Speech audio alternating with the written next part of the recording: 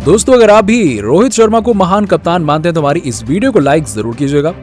दोस्तों, जब बारिश के बाद दोबारा मैच शुरू हुआ तब मैदान पर आग बनकर उतरे सूर्या और रोहित। इन दोनों ही बल्लेबाजों ने न्यूजीलैंड के गेंदबाजों की धज्जियां उड़ाते हुए गजब का प्रदर्शन किया। जी हां, आपको बता दें कि उन्होंने ऐसी तबाही मचाई जिसे सुनकर आपके पैरों तले जमीन खिसक जाएगी। दोस्तों, बारिश रुकी तो मुकाबला हुआ केवल 12 ओवर का और न्यूजीलैंड 125 रनों के लक्ष्य का जवाब देते हुए कैसे आखिरी ओवर में सूर्या ने भारत को जीत दिलाई, वो सब आपको हम आगे वीडियो में बताएंगे। लेकिन उससे पहले आप सभी को क्या लगता है कि रोहित शर्मा और सूर्य कुमार यादव में से खतरनाक बल्लेबाज कौन है? इस बात का जवाब हमें नीचे कमेंट सेक्शन में जरूर दीजिएगा। दोस्तों, भारत और न्यूजीलैंड के बीच एक सांस रोक देने वाला मैच खेला गया और आपने इससे पहले ऑस्ट्रेलिया के खिलाफ टीम इंडिया का बेहद ही रोमांचक मैच देखा था। लेकिन इस मैच में तो लोगों ने दांते तले उंगली दबा ली थी। आखिरी ओवर में सूर्य कुमार यादव ने किया करिश्मा और वो सब तो आपको हम बताएंगे। दरअसल इस मुकाबले में रोहित शर्मा ने टॉस जीतकर पहले गेंदबाजी करने का फैसला किया। न्यूजीलैंड के बल्लेबाज शुरू से ही आक्रामक नजर आ रहे थे। मार्टिन गुप्टिल और केन विलियमसन ने ताबड़तोड़ शुरुआत दिलाई। इसके बाद अंतिम ओवरों में जेम्स नीशम ने खतरनाक बल्लेबाजी करते हुए अपनी टीम को 12 ओवर के बाद 140 के पार पहुंचा दिया। अब आपको बता दें कि टीम इंडिया की तरफ से मोहम्मद शमी, भुवनेश्वर कुमार ने 2-2 विकेट लिए और वहीं बाकी के गेंदबाजों को भी 1-1 विकेट मिला। और वहीं आपको बता दें कि कीवी कप्तान केन विलियमसन ने 25 गेंदों में 48 रनों की तूफानी पारी खेली, तो वहीं मार्टिन गुप्टिल ने केवल 30 गेंदों में 58 रन ठोक डाले और आखिर में जेम्स नीशम ने ताबड़तोड़ 32 रन की पारी खेलकर अपनी टीम को एक बड़े लक्ष्य की तरफ पहुंचा दिया।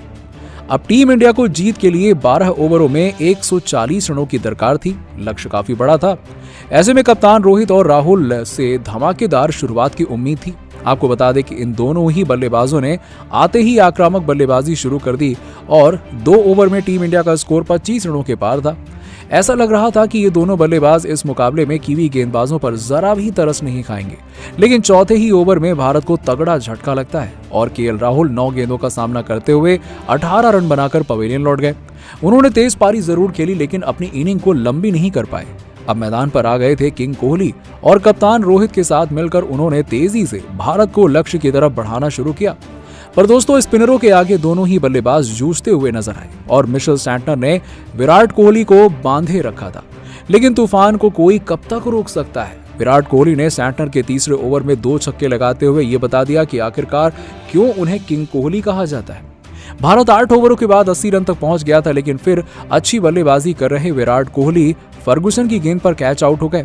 हालांकि जाने से पहले उन्होंने 35 रनों की एक शानदार पारी खेली और अब मैदान पर थे कप्तान रोहित शर्मा और सूर्य कुमार यादव। जी हां, ये वही बल्लेबाज हैं जिससे इस वक्त दुनिया भर के लोग खौफ खाते हैं।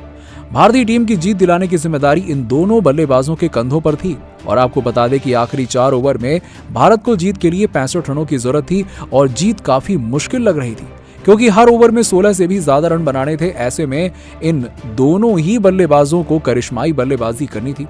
पारी के ओवर में यानी कि 9वें ओवर में गेंदबाजी करने आए थे न्यूजीलैंड के धाकड़ तेज गेंदबाज ट्रेंट बोल्ट और उनको आड़े हाथों लेते हुए सूर्य कुमार यादव ने 1-2 नहीं बल्कि कुल 3 छक्के लगा दिए। जी हां, सूर्य ने बोल्ट के इस ओवर में 3 छक्के जड़कर कुल 22 रन बटोर लिए। अब यहां से प्रशंसकों को यह लगने लगा कि अब इस मुकाबले में टीम इंडिया जीत सकती है। सूर्य ऐसी बल्लेबाजी कर रहे थे जैसे किसी ने सोचा ही नहीं था। 4 ओवर में 65 रन बनाना काफी मुश्किल काम था, लेकिन इस काम को भी रोहित शर्मा और सूर्या ने अपने तूफानी बल्लेबाजी से आसान कर दिया। आपको बता दें कि पारी के 10वें ओवर में रोहित शर्मा को गेंदबाजी करने के लिए आए थे सुपर फास्ट तेज गेंदबाज एडम मिलने और फिर क्या था, रोहित ने इस ओवर में अपनी क्लास दिखा दी और एडम मिलने ने कप्तान रोहित को बाउंसर डाली और यहां उन्होंने कर दी बड़ी गलती क्योंकि रोहित को बाहर गेंद डालना किसी भी गेंदबाज को काफी महंगा पड़ सकता था और मिलने की उस गेंद पर रोहित ने सीधा स्टेडियम पार मार दिया और जिसे देखकर किंग कोहली की भी आंखें फटी की फटी रह गईं। जी हां, आपको बता दें कि एडम मिलने के इस ओवर में 2 चौके और 1 छक्का लगाते हुए रोहित शर्मा ने कुल 18 रन बना डाले और भारतीय टीम तेजी से लक्ष्य की तरफ अग्रसर हो गई। 2 ओवर में ही इन दोनों ही बल्लेबाजों ने 40 रन बना दिए और अब भारत को आखिरी 2 ओवर में जीत के लिए 25 रनों की दरकार थी। लेकिन पारी के 11वें ओवर में गेंदबाजी करने आए ट्रेंट बोल्ट ने केवल 6 रन ही दिए।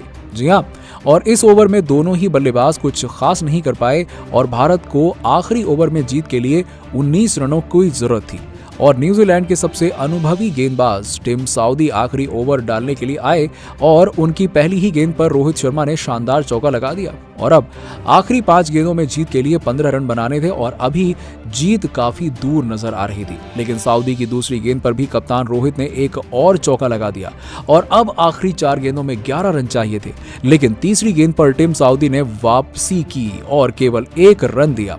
सूर्य कुमार यादव स्ट्राइक पर आ गए थे और अब 3 गेंदों में रन बनाने थे 10 और आपको बता दें कि सऊदी की चौथी गेंद पर सूर्य कुमार यादव ने एक्स्ट्रा कवर के ऊपर से शानदार छक्का लगा दिया और अब 2 गेंदों में 4 रनों की जरूरत थी, लेकिन वर्ल्ड क्लास गेंदबाज टिम साउदी ने वापसी की और एक खतरनाक बाउंसर डाली जिस पर सूर्य कुमार यादव कुछ खास नहीं कर पाए।